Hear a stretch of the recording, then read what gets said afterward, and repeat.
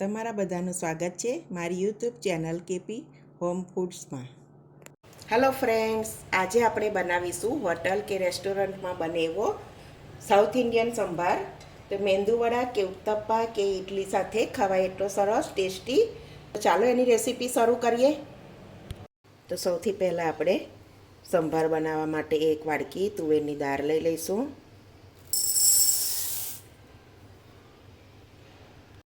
એને આપણે પાણીથી સારી રીતે ધોઈ લઈશું.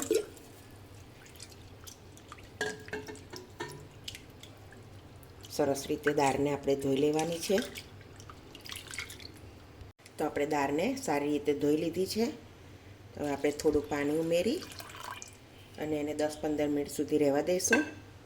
તો આપણે 10થી 15 મિનિટ થઈ ગઈ છે. તો હવે આપણે એને કુકરમાં લઈ લઈશું.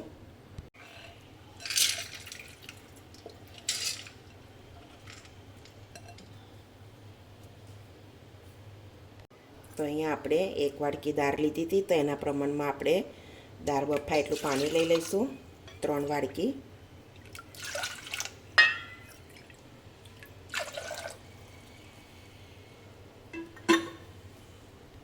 અડધી ચમચી જેટલું મીઠું, થોડી હળદર, બરાબર મિક્સ કરી લઈશું.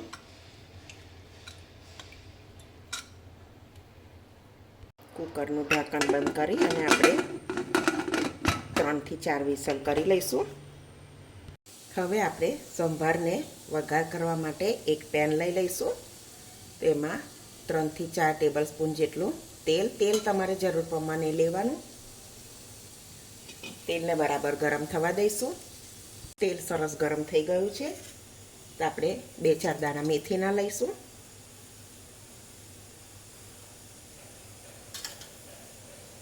એક ચમચી જેટલી રાઈ ફૂટે એટલે આપણે હિંગ લઈ લઈશું.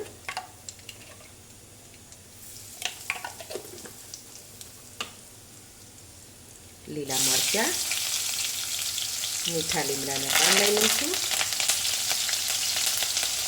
એક તમાલપત્ર, 2-4 સૂકા મરચાં બરાબર સાતળી લેવાનું.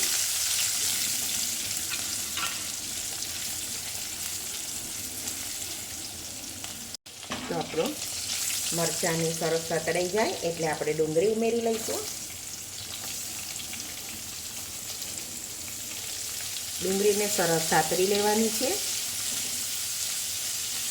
મેં અહીંયા આ રીતે ટુકડા રાખ્યા છે મોટા, તમે નાના પણ કરી શકો છો. તો ડુંગળી સરસ બ્રાઉન કલરની થાય ત્યાં સુધી શેકી લેવાની. તો ડુંગળી સરસ સતળાઈ ગઈ છે. તો આપણે હવે ટામેટાં ઉમેરી લઈશું. બરાબર મિક્સ કરી અને ટામેટાને પણ એકદમ સોફ્ટ થાય ત્યાં સુધી શેકી લઈશું.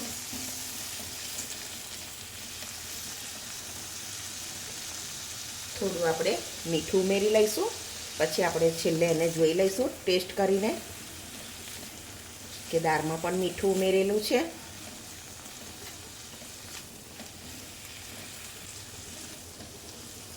ટામેટાં સોફ્ટ થાય ત્યાં સુધી શેકી લઈશું.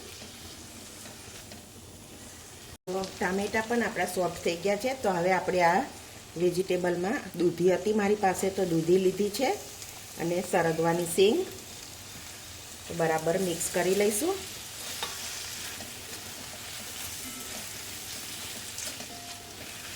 એને પણ આપણે થોડી વારે ચલાવતા જવાનું.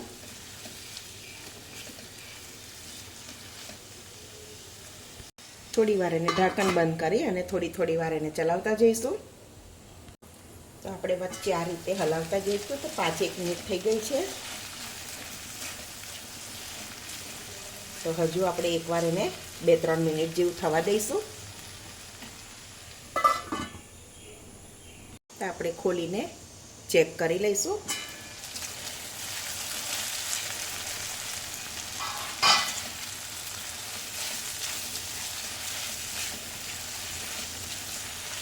તો સરસ થઈ ગયું છે. હવે મસાલામાં આપણે હળદર લઈ લઈશું. 1 ચમચી લાલ મરચું,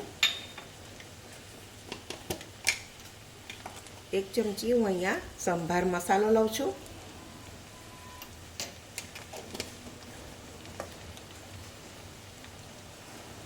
બરાબર મિક્સ કરી લઈશું.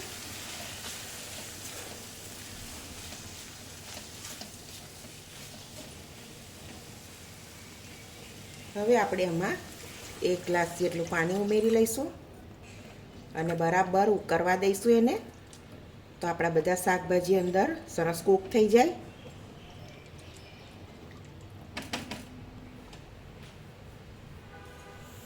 હું અંદર એક બીજો ગ્લાસ પાણી ઉમેરું છું. ટોટલ 2 ગ્લાસ પાણી ઉમેર્યું છે. હવે આપણે એને મીડિયમ ગેસ ઉપર એને બફાવા દઈશું.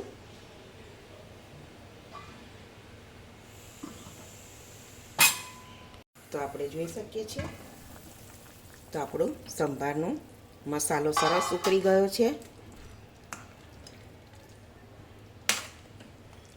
હજુ આપણે થોડી વાર એને રહેવા દઈશું.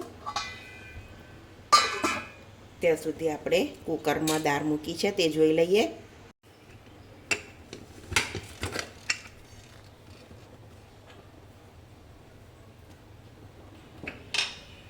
તો આપણે દાળને વલોવાની નથી, આપણે વિસ્કરથી આ રીતે જ આપણે એને મેશ કરી લઈશું. સરસ બફાઈ ગઈ છે આપણી દાળ.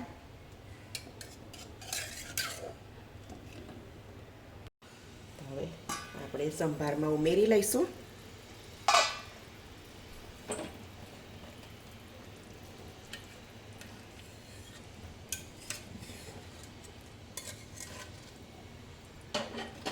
તો આપણે દાળને આ રીતે વિસ્કરથી વલોવી લઈશું. આ રીતે મેશ કરી લઈશું.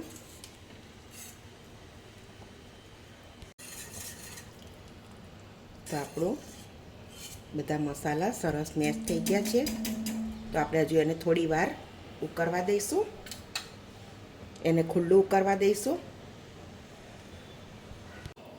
આપણો સંભાર સરસ ઉકળીને તૈયાર થઈ ગયો છે, તમે જોઈ શકો છો.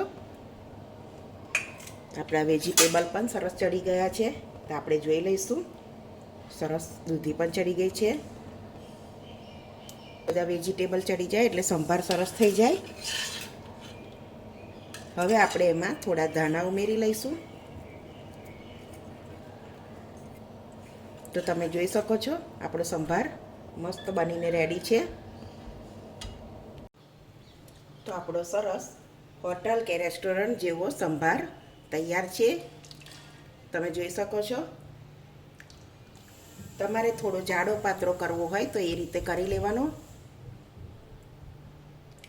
તો તમે આ રીતે સંભાર બનાવજો. તો આપણો હોટલ કે રેસ્ટોરન્ટ ટાઈપનો સાઉથ ઇન્ડિયન સંભાર બનીને રેડી છે. જો તમે ક્યારેય આવો સંભાર ના બનાવ્યો હોય તો બનાવી જોજો, બહુ સરસ બનશે. અને જો તમને મારી આજની આ રેસીપી ગમી હોય તો વિડીયોને લાઇક કરજો, તમારા ફ્રેન્ડ ફેમિલીમાં શેર કરજો અને મારી ચેનલને સબસ્ક્રાઈબ કરજો. તો હવે મળીશું એક નવી રેસીપીમાં. ત્યાં સુધી બધાને જય સ્વામિનારાયણ.